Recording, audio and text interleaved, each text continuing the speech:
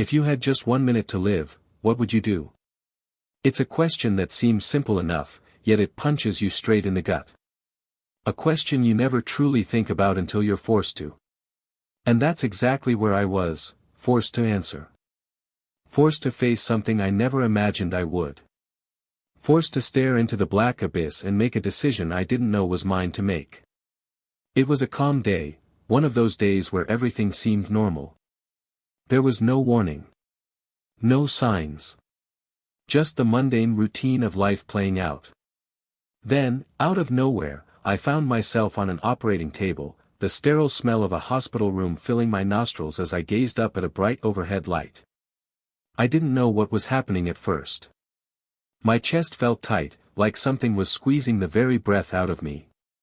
There was a rush of voices around me, the sound of medical instruments beeping, the sterile hum of machinery. Then, the noise blurred, and I heard it, "He's gone, no pulse." I remember the words. Clear as day. No pulse. It's funny how a few simple words can change your entire perspective. The words felt like a punch, a slap across my face. In that moment, I realized, really realized, that I was no longer here. No longer alive. I was gone. At first, I didn't understand what was happening. I mean, I had always known that death was a possibility, a part of life, but we don't really think about it until it's staring us in the face. There's always some distance between us and the inevitable, some safety in knowing we can't truly escape life until the time comes. Well, my time came that day. It wasn't like I'd lived an extraordinary life. I was just an average guy, mid-40s, family man, career that paid the bills, and a few hobbies that kept me going. But none of that mattered anymore. What was the point of all that if I wasn't even here to experience it? It happened so quickly, I didn't have time to process it. 1 minute, I was conscious, aware, thinking I was just about to get a routine procedure done, and the next, nothing. I was aware of everything, but I wasn't in my body anymore. I felt myself separate. It wasn't like in the movies where you see a ghostly figure floating above the body. It was more subtle. More natural. Like I was simply becoming something else. The first thing I noticed was the sensation. There was no weight, no pain. Just this pure, overwhelming lightness. It was as if gravity had simply stopped existing for me. I could feel myself, my consciousness, rising, slowly, almost gently, toward the ceiling of the sterile operating room. The world below me was still chaotic, but I wasn't in it anymore. I could see my body, still lying there, the doctors rushing around trying to revive me, but I wasn't concerned. I wasn't scared. I wasn't in a rush to go anywhere. I felt oddly calm. Peaceful, even. I wasn't afraid of what had just happened. It was as if I had always known this moment would come. I looked down at my own body, my own face. There was no pain, no fear, no sense of urgency. Just calm. Almost like I was observing a scene from a distance, watching someone else. But it was me. And yet, it wasn't. Then, I felt it. A tug. A pull, subtle at first, like a whisper calling me toward something.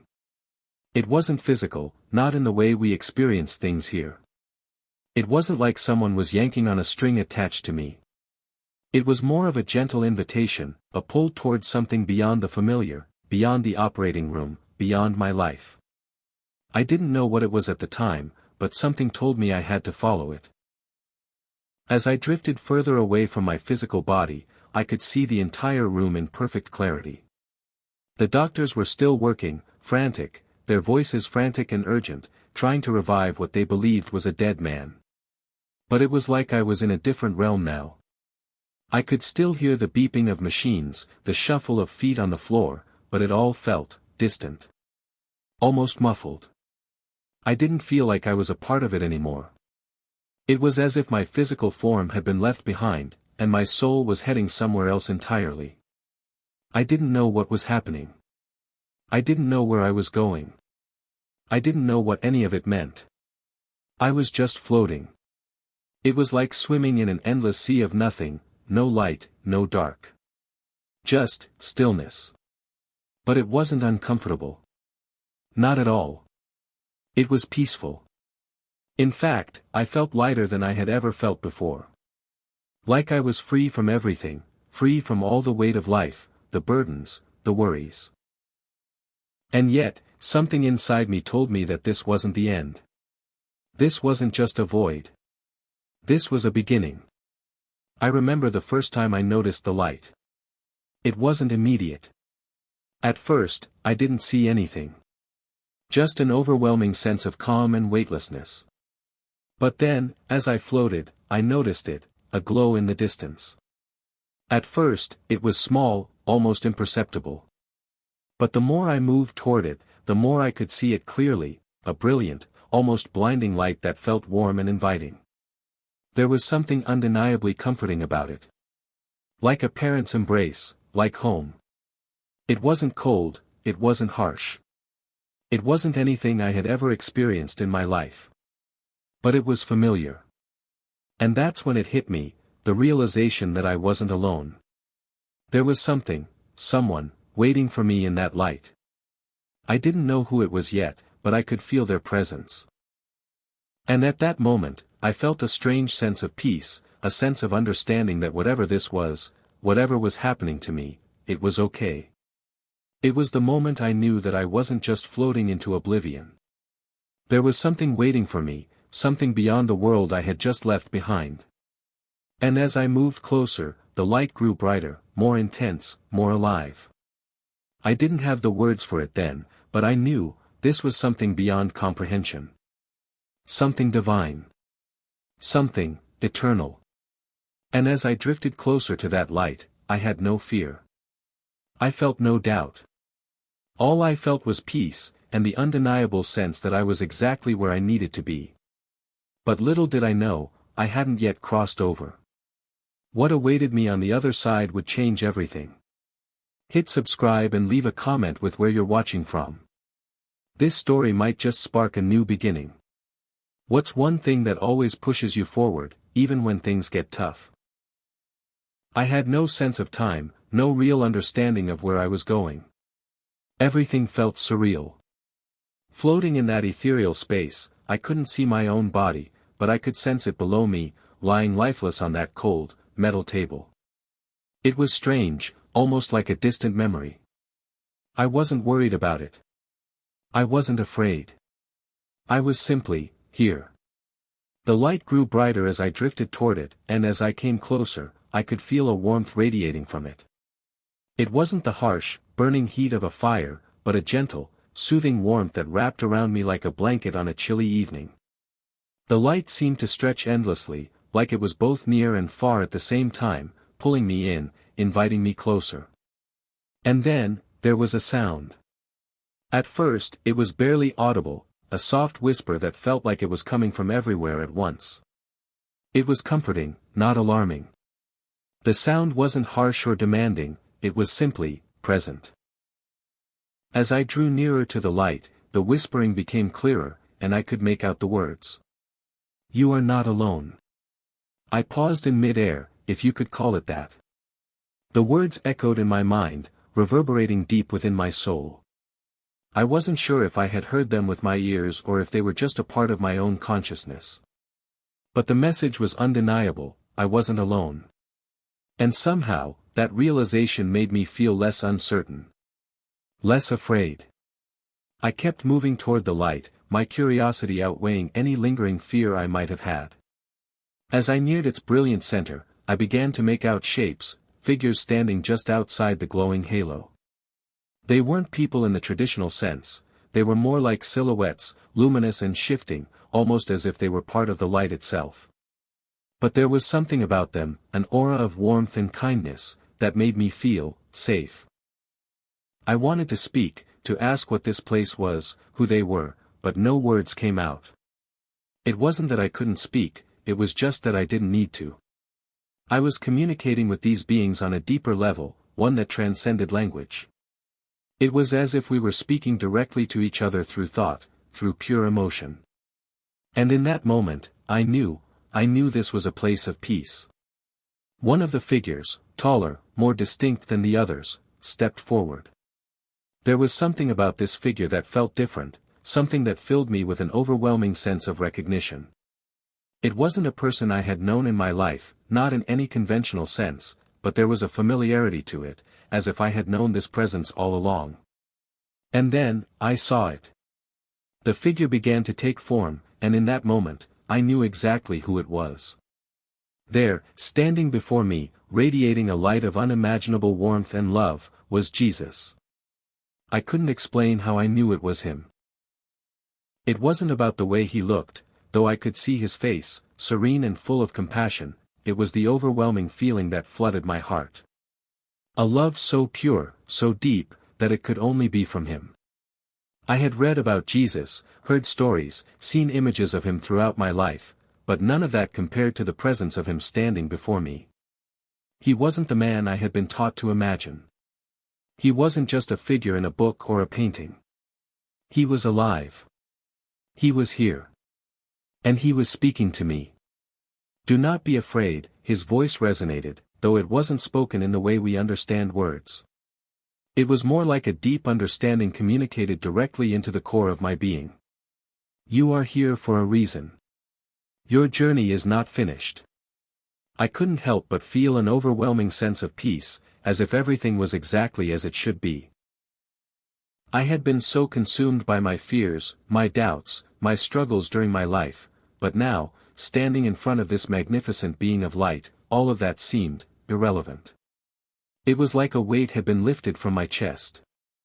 I understood, on a level beyond words, that I was part of something much bigger than myself. For the first time in my life, I felt truly seen. Not by any person on earth, but by something far greater than anything I had ever known. And in that moment, I knew that the light wasn't just a glowing presence. It wasn't just a beautiful aura surrounding Jesus. It was him. But then came the next realization, one that would forever change my understanding of the afterlife. You have a choice, he said. His voice was calm, but there was an unmistakable weight to his words. You can stay here, in this place of peace and love, or you can return to your life on earth. I didn't know how to respond. How could I leave this place? How could I leave the warmth, the peace, the clarity? How could I go back to the chaos, the confusion, the suffering that I had left behind? But there was something in his eyes, something deep, something that made me pause and think. I could stay. I could rest here, forever in this beautiful light. But my life wasn't over yet. There was more for me to do. There was a reason I was still here, even if I didn't understand it yet. The choice was mine, but it wasn't easy. For a moment, I wavered. Who wouldn't want to stay here, in a place so full of love and peace? But then I thought of the people I loved, my family, my friends, those I had left behind. I thought of the unfinished business in my life, of all the things I had yet to do. And then I made my choice. I wasn't ready to leave yet. There was still more for me to do. Still more lessons to learn. More people to touch, more hearts to heal. I will go back, I said, though I didn't know how I knew how to say it, or even if I had said it out loud. I just knew that was the answer, the right one. Jesus smiled, and in that smile, I felt an indescribable sense of approval, of understanding. There was no judgment, only love. And in that moment, I knew, no matter what happened, no matter how hard life would be after this, I would never be alone again. I was about to return to the world I had left behind, but I wasn't the same. I wasn't the same man who had once feared death, who had wondered about what lay beyond it. I was someone changed. Someone who had glimpsed the truth of the universe and had chosen to return, to continue my journey. And as the light began to fade, and I felt myself being pulled back, I knew, without a doubt, that I would never be the same again. The return to my body was not gentle. It felt like being yanked back into a world I had momentarily left behind, like the sudden snap of a rubber band pulling me back to a place I no longer recognized as my own. It wasn't painful, exactly, but it was jarring. I could feel my chest expanding, the familiar weight of my limbs returning, and with it, a sharp, almost unbearable sensation of being alive again. But this time, it wasn't the same. The peaceful light that had surrounded me, the warmth of Jesus' presence, faded into the background as I slowly regained my awareness of the physical world. The sterile smell of the hospital room, the beeping of machines, the voices of the doctors, all of it rushed back in a rush of noise and chaos that felt foreign now. How was it possible to feel so completely out of place, so disconnected from the world I had just returned to? I opened my eyes and blinked against the harsh light of the operating room. The doctors were still there, their faces tense, their eyes wide with alarm as they continued working on my lifeless body. But they didn't know I was there, standing in the space between life and death. They didn't know I had just experienced something that was beyond anything I could explain. How could I possibly make them understand what I had just seen, what I had just felt? They couldn't know. No one could. But I could feel it, I had changed.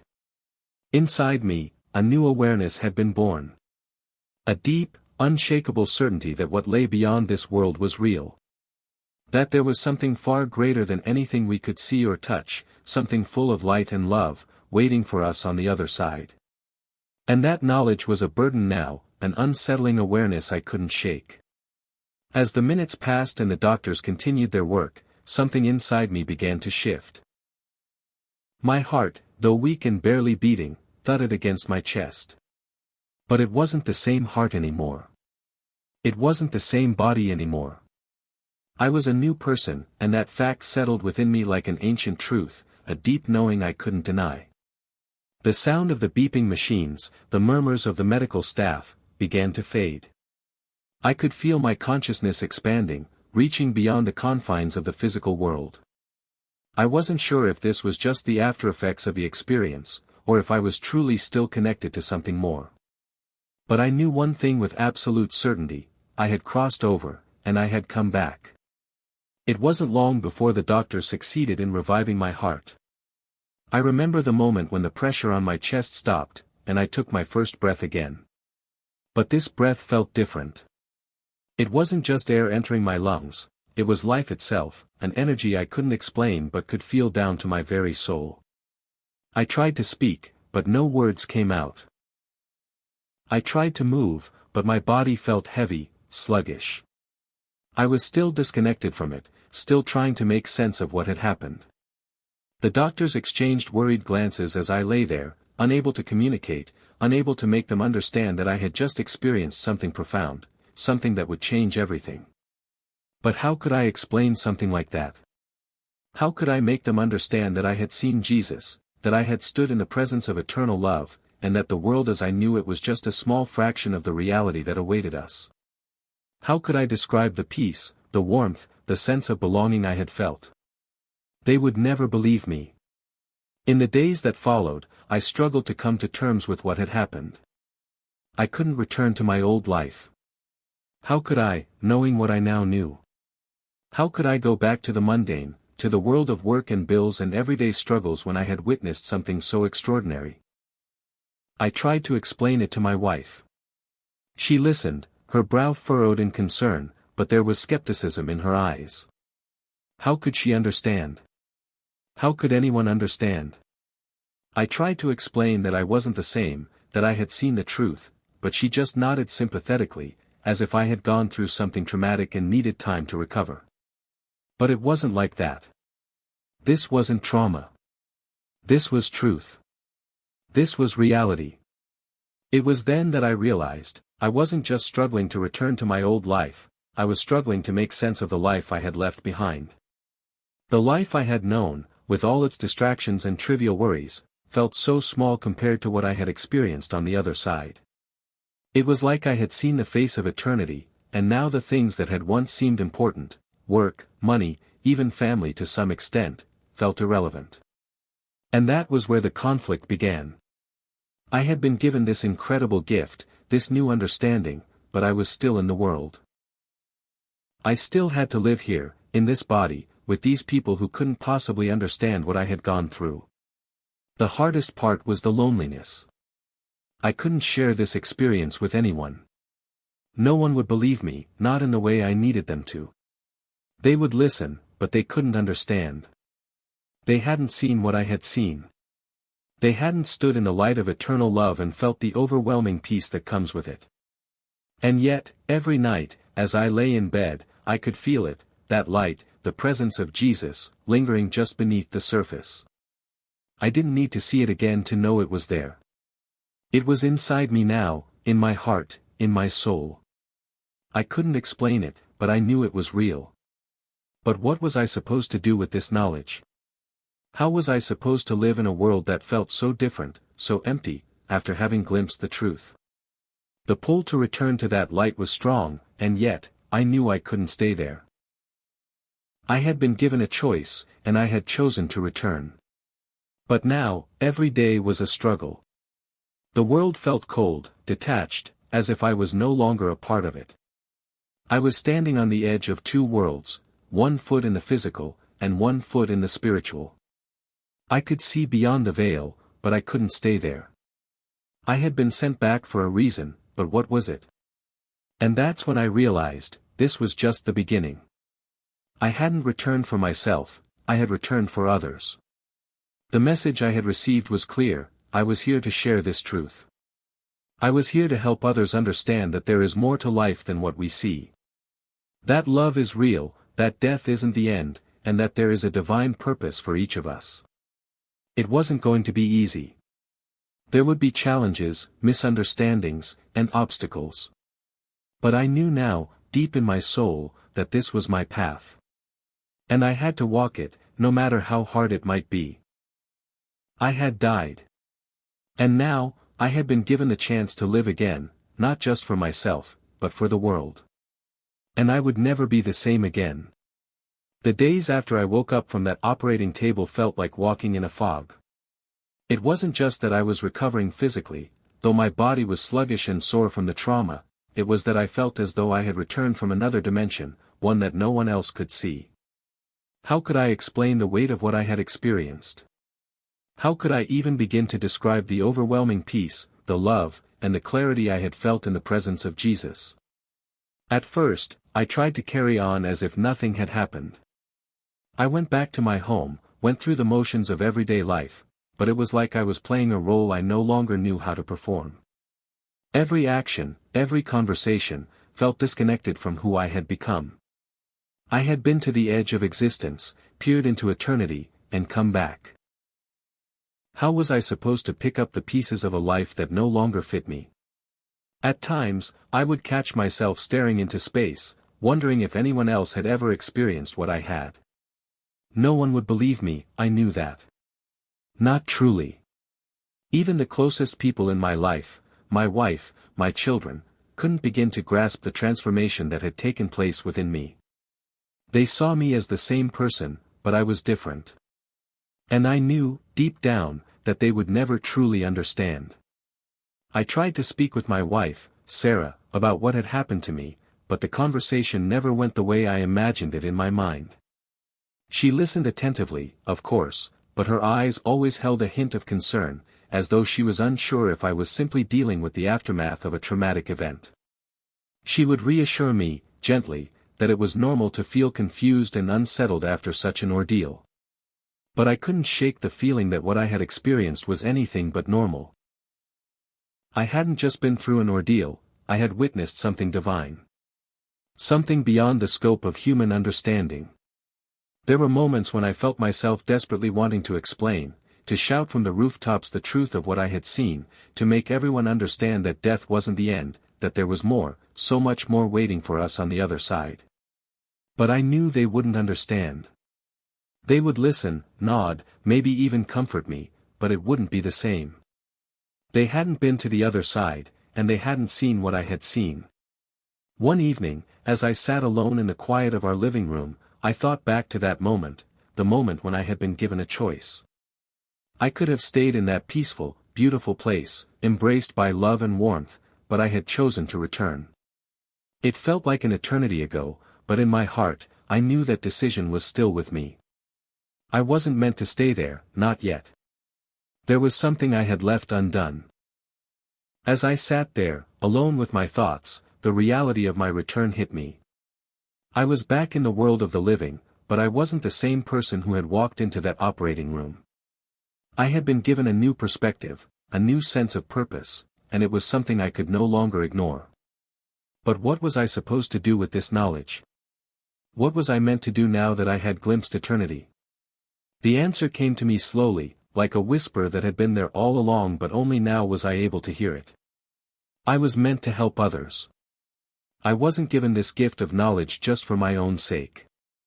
I had returned with a mission, to share what I had seen, to share the truth of the love that awaits us, and to help others understand that death is not the end.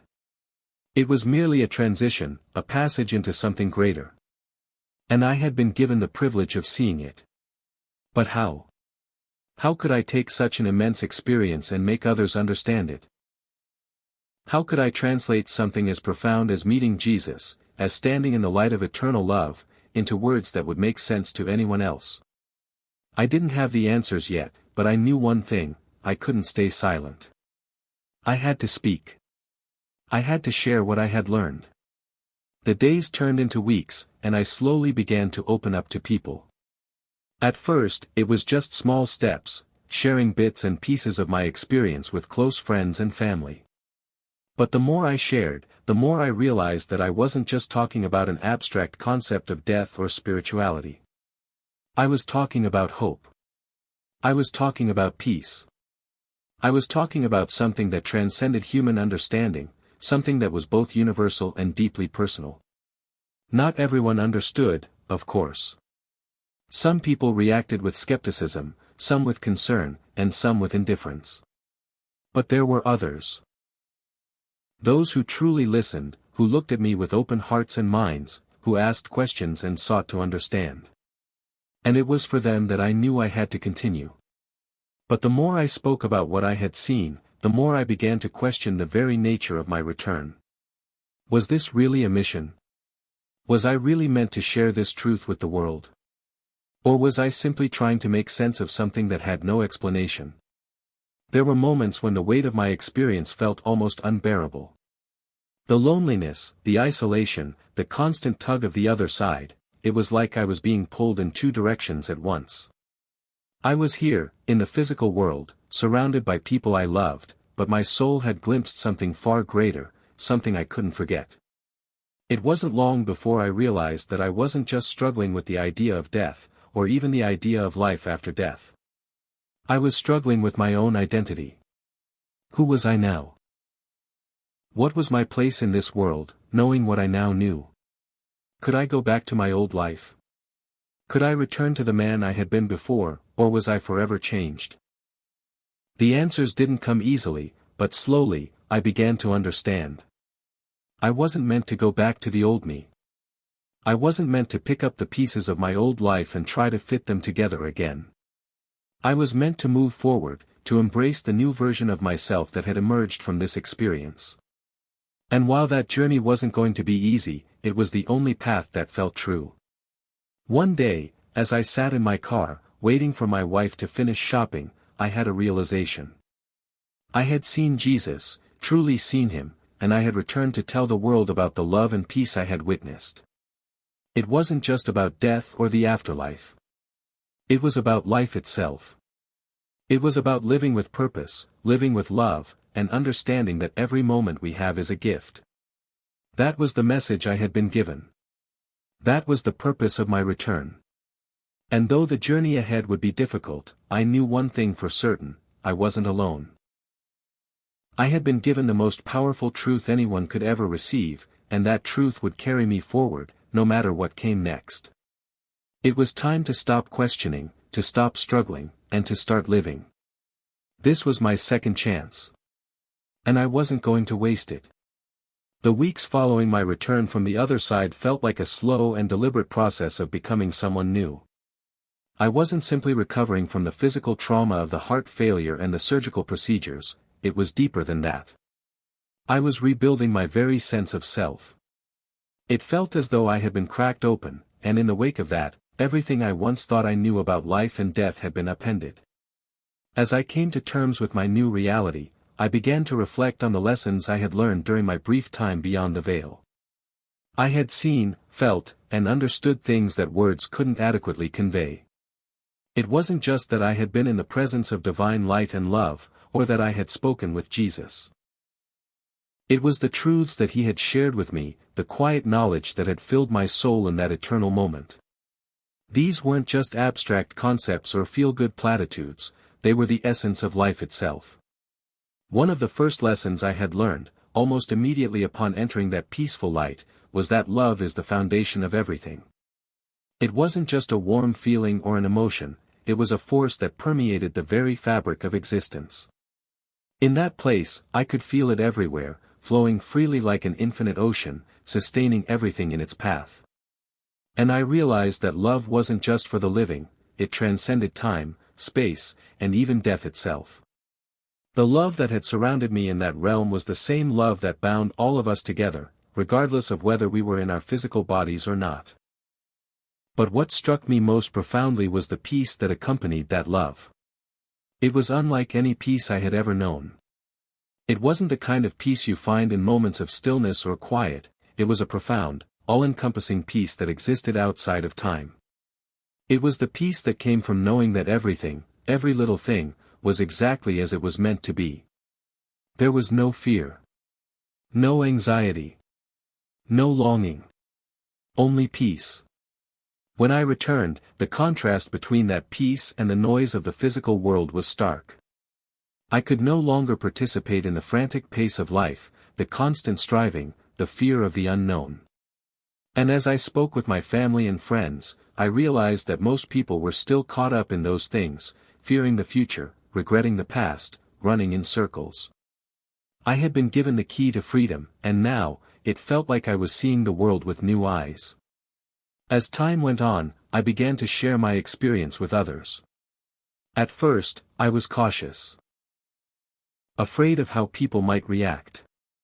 I had no idea how to explain the unexplainable, how to convey the depth of what I had seen and felt. But I soon realized that the most important part of my message wasn't the details of the afterlife, or even the vivid images of Jesus I had witnessed. The message was much simpler, and much more important. It was that love, true love, was the answer to everything. I started speaking at small gatherings, talking to those who would listen. I shared my story, not as a grand revelation, but as a simple truth. I talked about the peace I had found, about the undeniable love that surrounds us all, and about the certainty that there is more to life than what we can see with our eyes. People listened. Some were skeptical, some were touched, and some were deeply moved. But in the eyes of those who heard my story, I could see a spark, a recognition, perhaps, of something they had always known deep down but couldn't put into words. One woman I spoke to, a friend of my sister's, told me that she had recently lost her mother. She had been devastated, struggling with grief and questioning the very nature of life and death. As I spoke, she began to cry, but they weren't tears of sadness. They were tears of release. She told me that something in my words had resonated deeply within her, that the love I spoke of, the peace I had described, made her feel like she wasn't truly alone. She began to understand that her mother wasn't gone forever, that she was still connected to her, still surrounded by that divine love. It wasn't a comforting thought, it was a truth that filled her with peace. Another man I spoke to, an older gentleman who had always been skeptical of anything beyond this life, listened quietly as I shared my experience. He asked many questions, probing questions, as if trying to find a crack in my story. But in the end, he simply said, "You've given me something to think about. I've never considered the possibility that there's more to this life than just living and dying. Maybe I've been wrong about a lot of things." It was these conversations, these moments of connection, that began to show me the real purpose of my return. I wasn't just here to share my experience, I was here to share the love and peace that I had found. I was here to remind people that death isn't the end. It's simply a transition, a passage into something much greater. And that the love we experience in this life, whether from family, friends, or even from strangers, is just a small taste of the infinite love that awaits us when we cross over. The more I shared, the more I realized that people were hungry for this message. So many of us live our lives burdened by fear, fear of the unknown, fear of death, fear of what might come next. But I had seen it. I had experienced it. And I knew that what lay on the other side was not to be feared. It was a place of peace, of love, of infinite grace. And that knowledge, that truth, was something I had to share with the world. As I began to embrace this new purpose, I felt my old fears slowly dissipating. I was no longer afraid of what lay ahead. I had seen what was on the other side, and it wasn't something to fear. It was a place of unimaginable love and light. And while I couldn't know exactly when my time would come to cross over, I knew that when it did, I would not be afraid. I would welcome it, knowing that it was simply the next step in my journey. But I also understood something deeper. The purpose of life was not to simply wait for death, to be afraid of it or to cling to life for the sake of survival. The purpose of life was to live fully, with love and peace, in the present moment. I had been given a second chance, and I wasn't going to waste it. I was here to share my experience, to help others find peace, and to remind them that love is the answer to everything. In the quiet moments of my day, I could still feel the presence of Jesus with me. Not in a physical sense, but in my heart. His love was a constant companion, reminding me of the truth I had learned. And in those moments, I felt a deep sense of gratitude, for the gift of life, for the love that surrounds me, and for the knowledge that, no matter what happens, I am never truly alone. The message I had received was clear: love is the most powerful force in the universe. And no matter what challenges or struggles we face in this life, love will always carry us through. That is the message I continue to share. The message I hope will reach the hearts of those who need it most. Love is eternal. And death is not the end. Hit subscribe and leave a comment with where you're watching from. This story might just spark a new beginning. What's one thing that always pushes you forward, even when things get tough? The more I spoke about my experience, the more the world seemed to grow quiet around me. I wasn't quite sure how to navigate this new phase of my life, but one thing was becoming more and more clear: I was no longer part of the same world I had been in before I died. I didn't belong to the same mindset, the same distractions, or the same worries. My return wasn't just about continuing to breathe and walk, it was about seeing the world through an entirely different lens, one that was colored by the clarity of my experience. Family and friends started to notice the change in me. At first, it was subtle. I was calmer. I was more patient. My actions seemed slower, more deliberate. But as the weeks passed, the shift became undeniable. I was different, not in the way that someone who has just come back from a trip would be different, but in a way that couldn't be ignored. At family gatherings, I found myself sitting back more, observing the world around me, instead of engaging in the usual chatter and complaints. It was as if I had been given a front-row seat to the intricacies of human existence, and I was acutely aware of how small, temporary, and often insignificant so many of the worries and concerns were that we gave so much of our energy to. There were so many petty things, disagreements, misunderstandings, resentments, that, in light of what I had seen, seemed utterly pointless. One evening, my daughter, Olivia, came to me and asked, "Dad, you're different. I can tell. You're not like you used to be. Is everything okay?" I looked at her and smiled softly. "I'm more than okay, sweetie. I'm better than I've ever been. I've learned something, a truth, that's changed me." She furrowed her brow, clearly trying to understand. "What truth?" "That love is everything," I replied, my voice steady, though it quivered slightly with the depth of the emotion I felt. "And death isn't the end of us. We are all connected in ways I didn't understand before. Everything has meaning, everything." Olivia didn't fully understand, but I could see the question in her eyes. She wasn't scared of what I was saying. She was curious. And curiosity was the first step. I hadn't realized until that moment how much I longed to share my truth with her, to prepare her for a future that didn't hold the same kind of fear I had once carried. But I also realized how difficult it was to put my experience into words that would resonate with her. How do you describe something as profound as crossing into the afterlife and coming back, when your entire life you had been taught that such things were mere fantasy? I could see how challenging it was for my family. My wife, Sarah, continued to be supportive, but I could sense the doubt in her eyes, the silent skepticism. She had never been a believer in anything beyond this world, and I knew that for her, the world of spirits, angels, and divine light felt like a distant, unreachable fairy tale. I didn't blame her for it, I had once felt the same way. There were moments of tension between us. I could tell she was worried about me, worried that I had gone through something so extreme that it was distorting my perception of reality. She didn't know how to help me adjust back into normal life, and at times, I felt guilty for not being the same man she had married. It was like I had crossed a line that she couldn't follow, and no matter how much I tried to explain, she simply couldn't grasp what I had seen.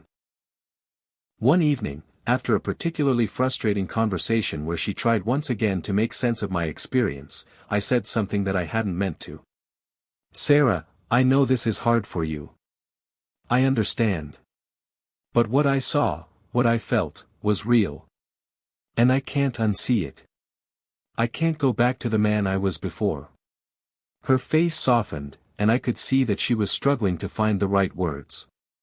"I don't know what you saw, Tom. I don't know what it feels like to be so certain of something. But I do know that I love you. And I'll always be here for you." Those words were a comfort, but they also highlighted the growing distance between us. How could she truly be there for me when she couldn't understand the most important experience of my life? It was a delicate balance, one that I wasn't sure how to navigate. But I knew I couldn't give up on the connection we had. After all, love was at the core of everything.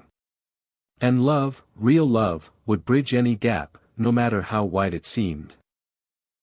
Despite the tension, I didn't give up on speaking about my experience.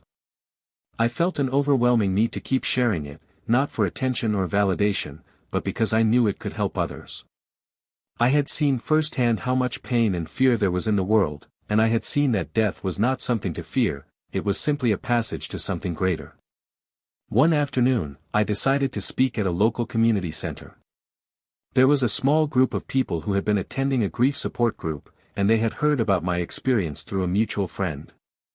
They asked if I would come and share my story, and at first, I hesitated. It felt so personal, so sacred. But then I realized that this was exactly why I had come back. This was my mission. I spoke to them about the light, about the peace I had felt, and about the love that surrounded me. I told them about the moment when I had seen Jesus, standing before me, not as a distant figure, but as someone who loved me, deeply and unconditionally. And I shared the message he had given me, that death was not an end, but a continuation, and that love is the thread that ties us all together. As I spoke, I could see the effect my words had on the group. Some of them wept openly, while others sat in stunned silence. But the sense of relief was palpable. It was as if a weight had been lifted from their shoulders. For the first time, many of them were able to see death not as a source of terror, but as a natural part of the cycle of life.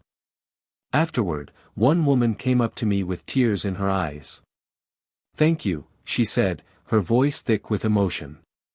"You've given me a new perspective. My husband passed away last year, and I couldn't let go. But now I understand. I'm not afraid anymore. I know he's okay." That moment was one of the most profound experiences of my life. It wasn't about my personal transformation, it was about what that transformation could do for others. It was about sharing my truth in a way that allowed others to find peace in their own struggles with loss and grief. The more I shared, the more I understood that my mission wasn't just about talking about my experience. It was about living the message I had received. It was about showing others, through my actions and my words, that love is eternal and that life is precious, not because of its length, but because of the love we give and receive.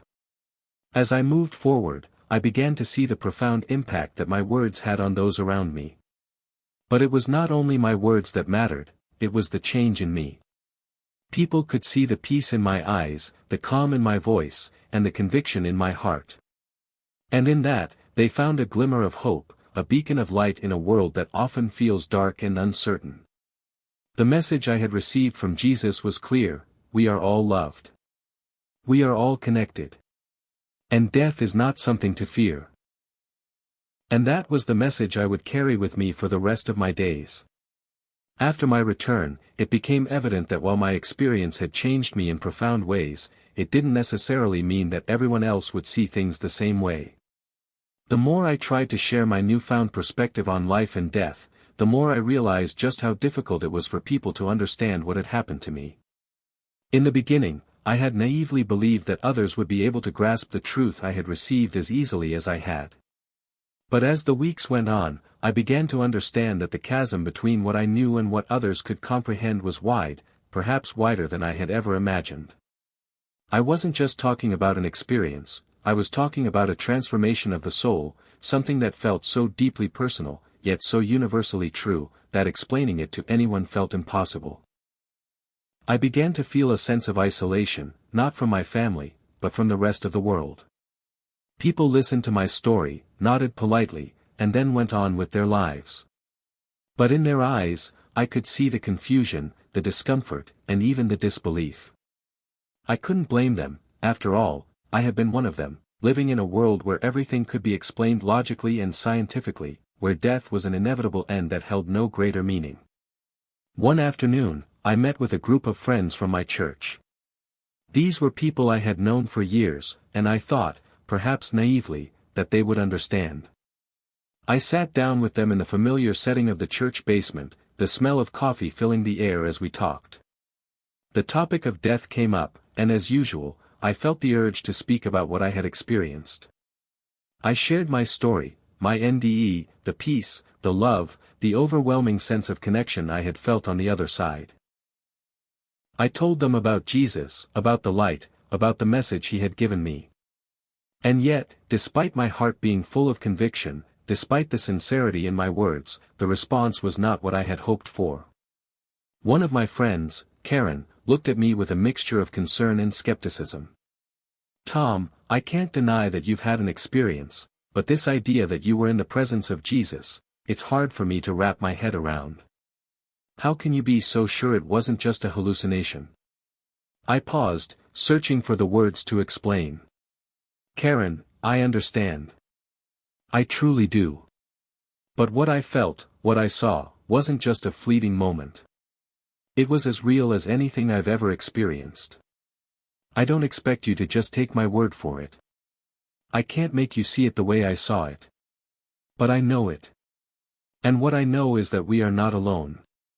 That love is the most powerful force in the universe, and that death is not the end." Another friend, Mark, chimed in, his voice tinged with doubt.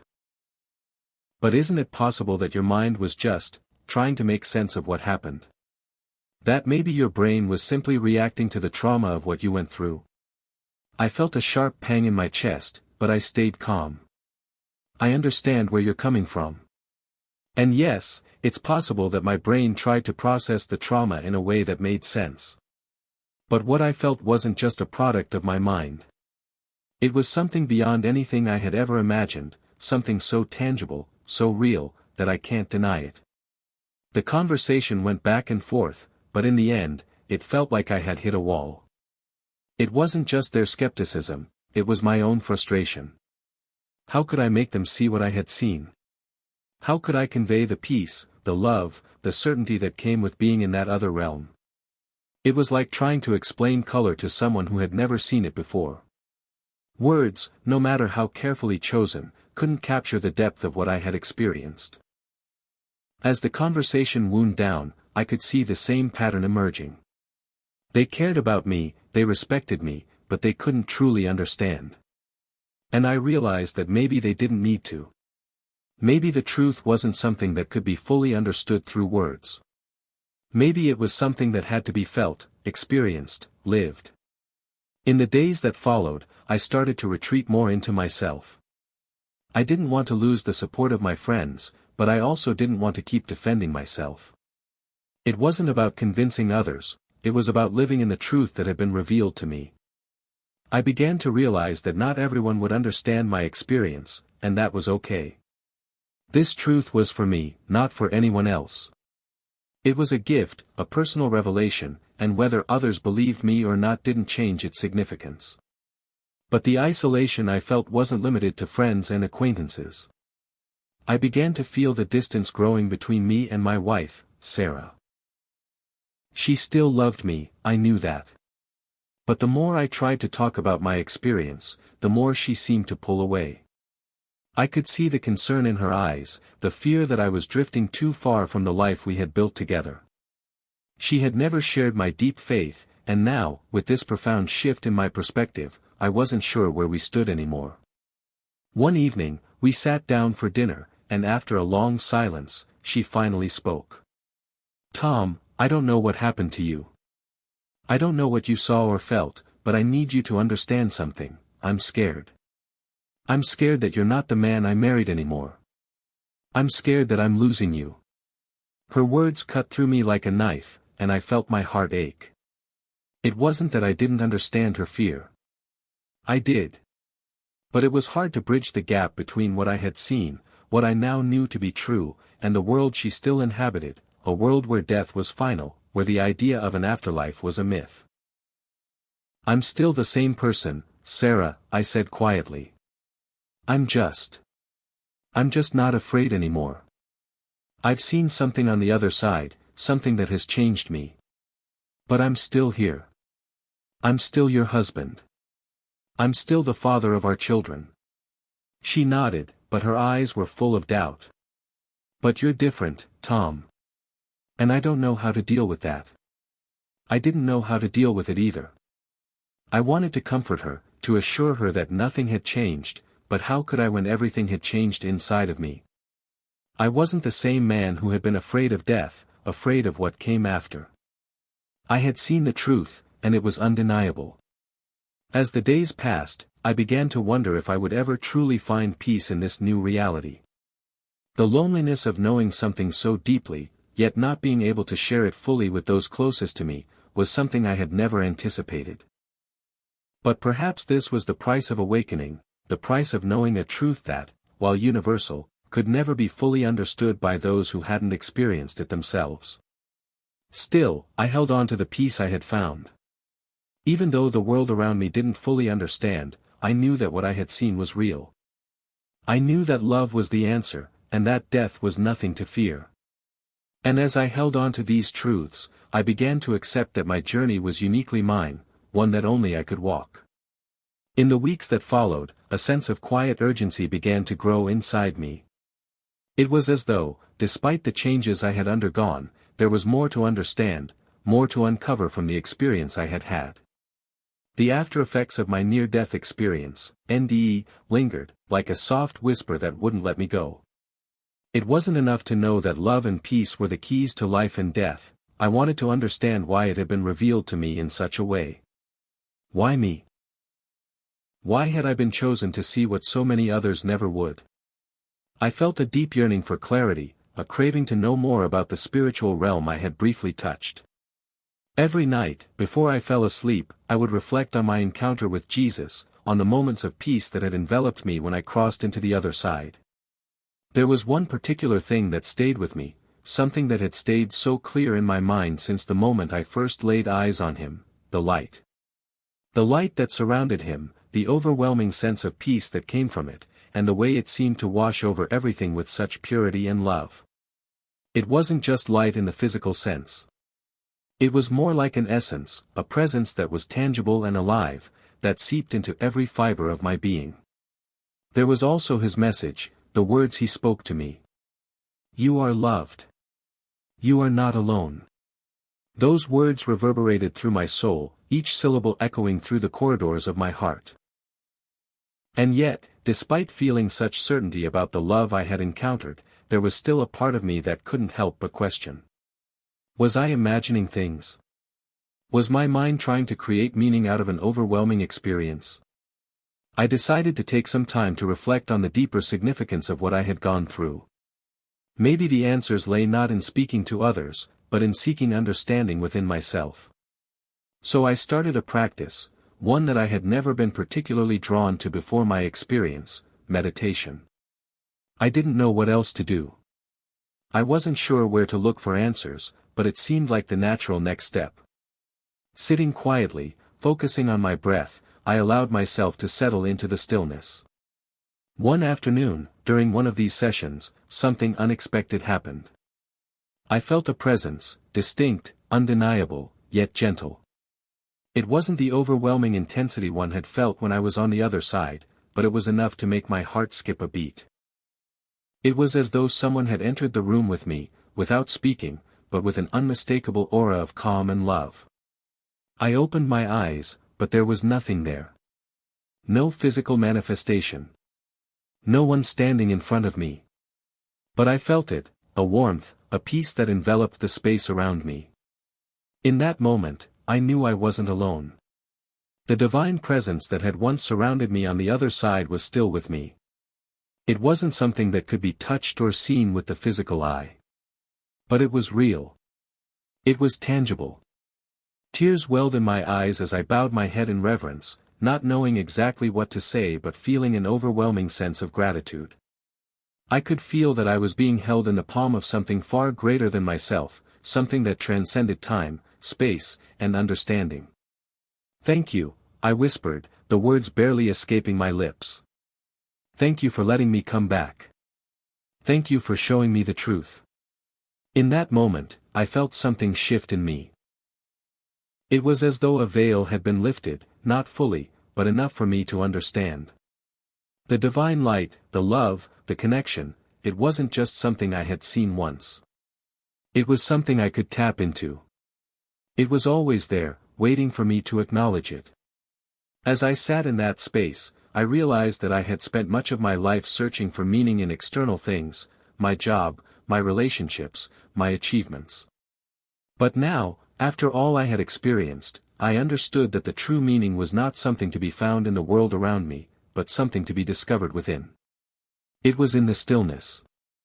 It was in the quiet moments of reflection. It was in the knowledge that I was part of something greater than myself, something eternal. But while I had found peace in this understanding, I couldn't deny the unease that lingered in the back of my mind. The world I had returned to wasn't the same. I couldn't go back to being the man I had once been. I couldn't unsee what I had seen, unfeel what I had felt. And yet, in my heart, I knew that the experience wasn't just about me. It was about sharing what I had learned with others. It was about reaching out to others who had yet to discover the peace and love that I had been shown. I began to feel a strong pull to speak to people about my experience again. But this time, it wasn't just about sharing my story, it was about sharing the message I had received. The message that death was not something to fear, that love was the answer to everything, and that we were all connected. I felt like a vessel, a conduit for something larger than myself, and I knew I couldn't keep that to myself any longer. It wasn't long before I was invited to speak at a local church. This wasn't the same group I had shared my story with before, but a different congregation, one that had heard about my experience through word of mouth. As I prepared for the talk, I felt both nervous and exhilarated. I had never been a public speaker, and the idea of standing before a crowd to share such personal and profound details of my experience was daunting. But I also knew that this was part of my purpose, to help others see the truth I had learned. The church was packed that Sunday morning. As I stood at the podium, looking out over the sea of faces, I felt a sense of calm wash over me. I wasn't alone. I wasn't speaking from just my own experience. I was speaking from the heart of something far greater, something divine. I shared my story, starting with the moment I had slipped away from my body, entering the light. I spoke of the peace I had felt, the presence of Jesus, and the love that surrounded me. And I spoke of the message I had received, that death was not an end, that love was eternal, and that we were all part of something far greater than we could ever imagine. As I spoke, I saw tears in the eyes of some of the congregation. I saw heads nodding in agreement. I could feel the shift in the room, a shift of understanding, of hope, of connection. And in that moment, I knew that this was why I had returned. Not for my own peace, but to help others find theirs. After the service, several people came up to me, thanking me for sharing my story. One woman, in particular, stood out. She had lost her husband a year ago, and she told me that hearing my words had given her a sense of peace she hadn't felt in a long time. "Thank you," she said, her voice shaky but full of emotion. "I've been struggling so much with his passing, but hearing you talk about love, it makes me feel like he's still with me. Like he's not really gone." And in that moment, I realized something. The message wasn't just about life and death. It was about love. Love that transcends the physical world, love that endures beyond our lifetimes. And in that love, we are never truly apart. I left that church feeling lighter than I had in months. I had shared my truth, and it had resonated with others. For the first time, I felt like I was truly living out the purpose of my return, not just to understand the truth for myself, but to help others see it too. To help them find peace. To help them see that they, too, were loved.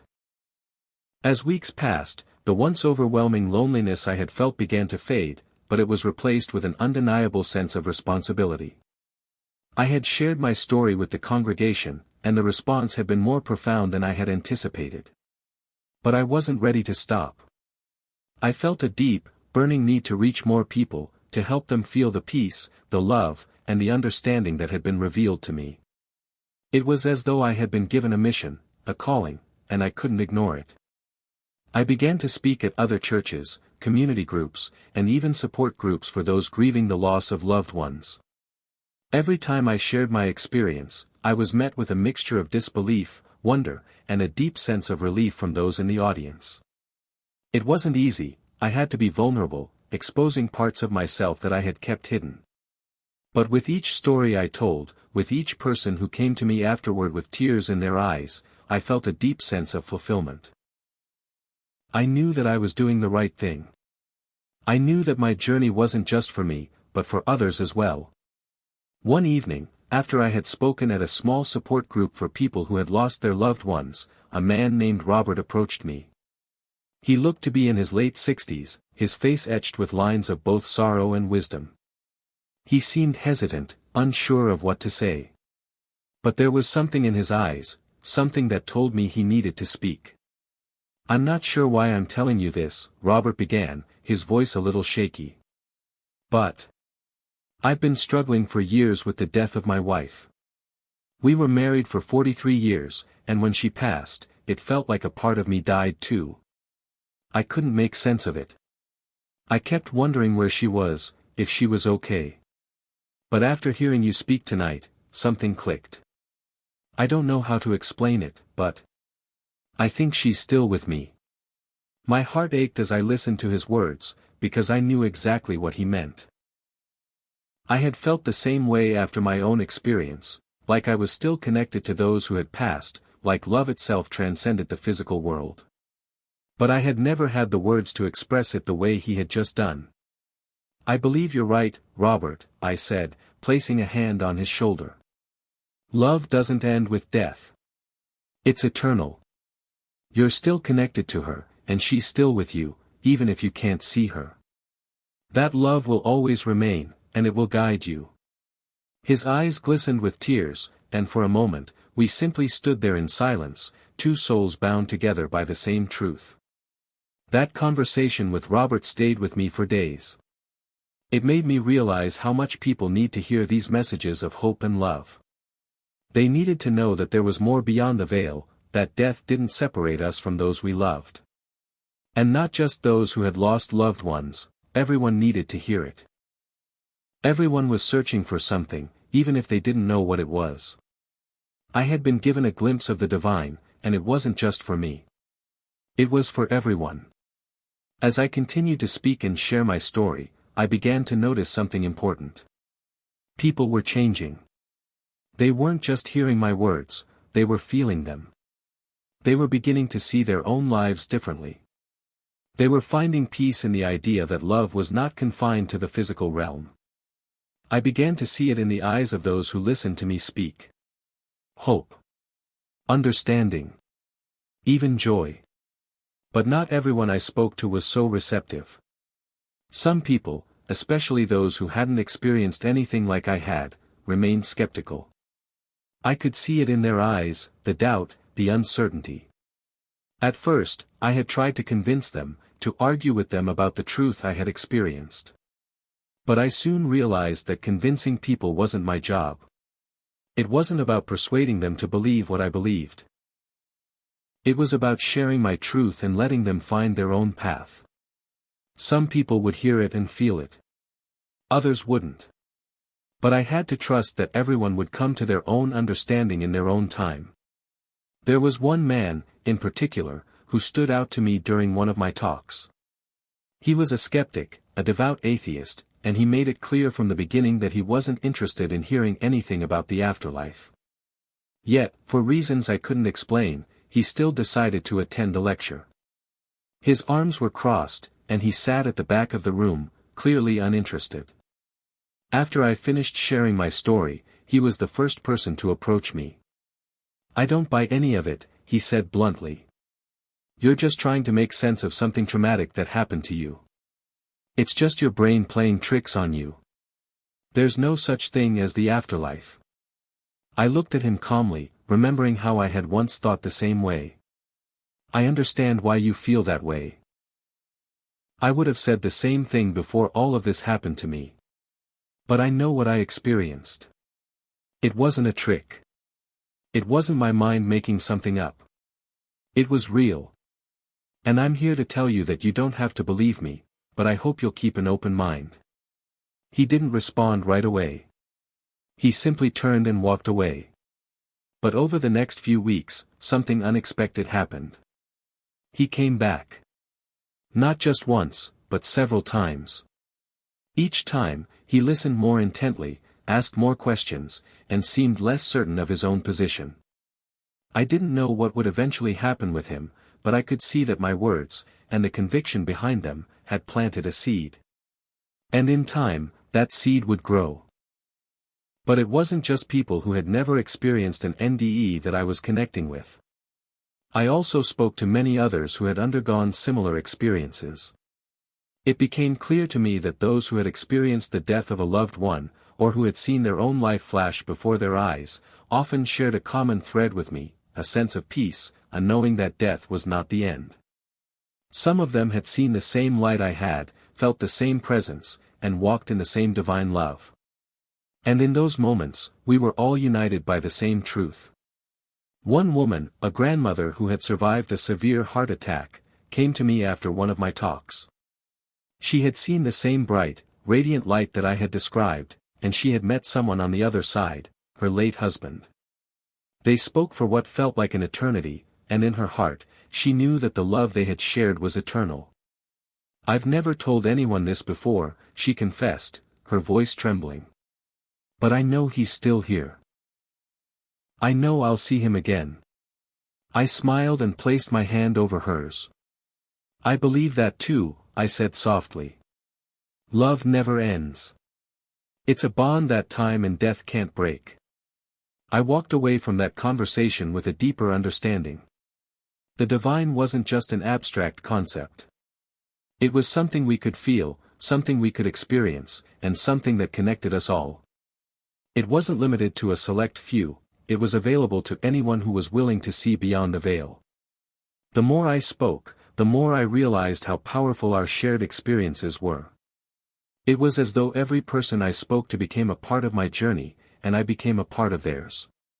Together, we were finding our way through this world, united in our belief that death was not the end, that love transcended all, and that we were all connected by something greater than ourselves.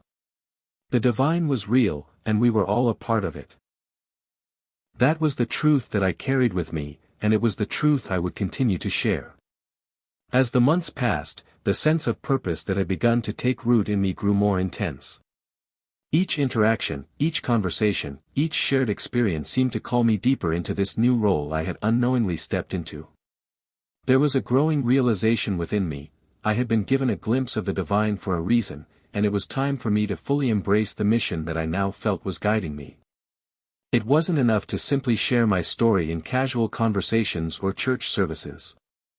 I had a responsibility to spread the message of love and peace on a much larger scale, to reach those who might never have the chance to hear it otherwise. For the first time in my life, I felt a deep sense of clarity about my direction. It wasn't about me anymore. It wasn't about personal recognition or validation. It was about serving the greater good. About helping others find the peace, the love, and the truth that I had been so fortunate to discover. I was a vessel, a conduit for the divine to reach others. And that, I realized, was my true calling. I began to consider the ways I could further this mission.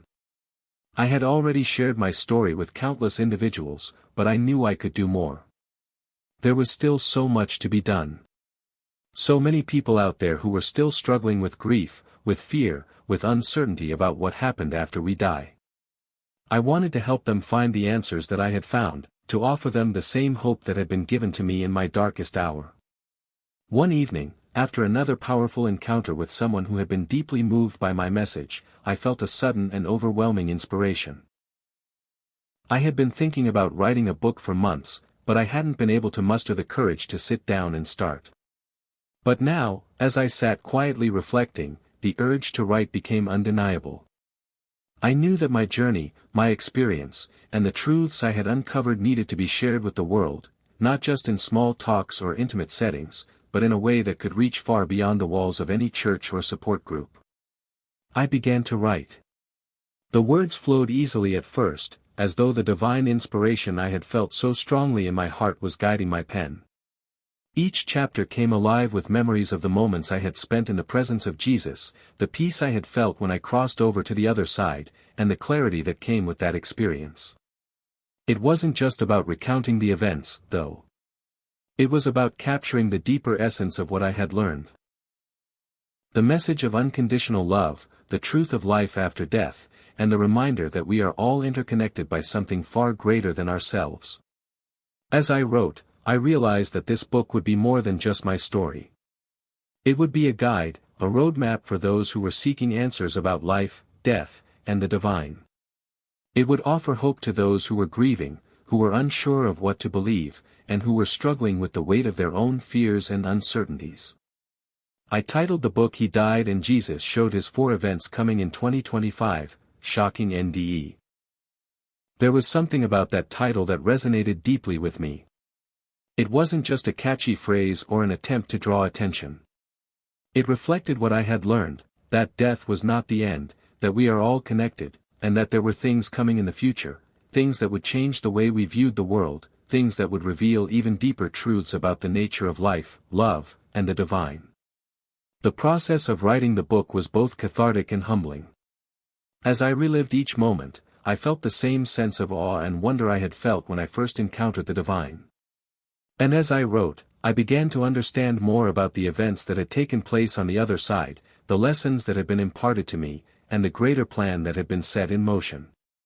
There was a divine timeline unfolding, events that would shape the future, that would help humanity awaken to its true nature and purpose.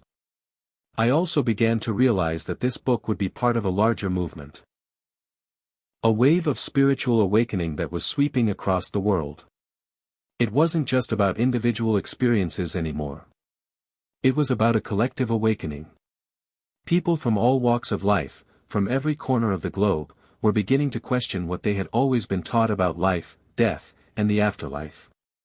More and more people were having their own near-death experiences, encountering the divine, and realizing that there was so much more to life than they had ever imagined. I wasn't alone in this. My experience was just one of many, part of a much larger pattern that was unfolding. And it was my responsibility, my calling, to share that message with as many people as I could. As I continued writing, I started to hear more and more stories from people who had experienced what I had, encounters with the divine, glimpses of the afterlife, and the overwhelming sense that love was the central force of the universe. Each story added a new layer to my understanding of what was happening, what was coming. I also began to notice a shift in the world around me. It was subtle, but undeniable. People were becoming more open, more willing to explore the spiritual dimensions of life. Conversations about life after death, about the soul, about love, were happening more frequently. People who had once been skeptical were starting to ask questions, to seek answers. It was as if the collective consciousness was shifting, awakening to the truth that had always been there, just beneath the surface. In the midst of this growing spiritual awakening, I felt a deep sense of urgency. Time was short. There were things coming, events that would shake the world, that would bring about the changes we had all been waiting for. The divine had a plan, and it was unfolding before our very eyes. And I had a role to play in that plan. The message of love, of hope, of life after death, it wasn't just a comforting idea. It was a truth that would guide us through the challenges ahead, that would prepare us for the shifts that were coming. And I knew that the book I was writing was just the beginning. It was only one piece of the larger puzzle. But there was still so much work to be done. So many people still needed to hear this message, to know that love transcended death, that peace was available to anyone who sought it, and that we were all connected by a divine force greater than ourselves. I felt a sense of responsibility that weighed heavily on my heart. But it was a responsibility I had to carry. It was my mission, my calling, and I would continue to serve it for as long as I could. The book, once completed, would serve as the next step in that mission. And as I looked toward the future, I knew that there was much more to come, more revelations, more awakenings, and more souls to be touched by the message of love that had been given to me. I was ready. Ready to share it with the world. Ready to fulfill my divine purpose. As I put the final touches on my book, a wave of anticipation swept over me. What started as a deeply personal journey had blossomed into something far bigger than I could have ever imagined. It was no longer just about me or my experience. This mission, this message, was larger than all of us. It was a force that was beginning to take shape and spread across the world in a way that felt undeniable. I couldn't ignore the feeling that something significant was coming. A shift, an awakening, a revelation that would change everything. The feeling had been building inside me for months, ever since the NDE, and it had become more intense with each passing day. It wasn't just a vague sense of urgency, it was a deep knowing, a certainty that something was on the horizon. And I wasn't the only one who felt it. People who had shared their own NDEs with me spoke of similar sensations, as though the divine was preparing us all for something. The world, they said, was on the verge of a transformation.